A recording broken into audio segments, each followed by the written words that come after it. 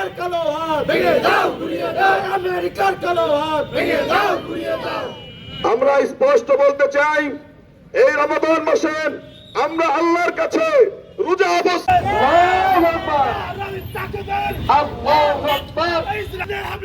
জাতিসংঘ জবাব চাই, ইরানে হামলা কেন? হযরত মাওলানা মুফতি রাশেদুল ইসলাম সাহেব বক্তৃতা নিয়ে আসবেন। হযরত গুড়িয়ে দাও, নারায়ে তাকবীর। ইবাদত রমাদানের সিয়াম আমরা পালন করতেছি। আমরা এই মাসটা অত্যন্ত সংযম থাকি এবং আমরা সমস্ত প্রকার ঝগড়া বিবাদ থেকে মুক্ত থাকার চেষ্টা করি, কিন্তু রক্ষা করতে যায় তখন তাদেরকে আপনারা জঙ্গি বলে ধ্বংস করে দেন। আপনারা ইরাককে ধ্বংস করেছেন, আপনারা সিরিয়াকে ধ্বংস করেছেন, আপনারা লেবাননকে ধ্বংস করেছেন।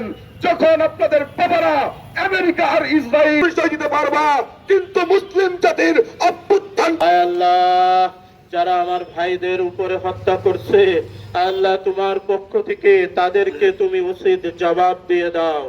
আল্লাহ তাদেরকে ধ্বংস করে দাও।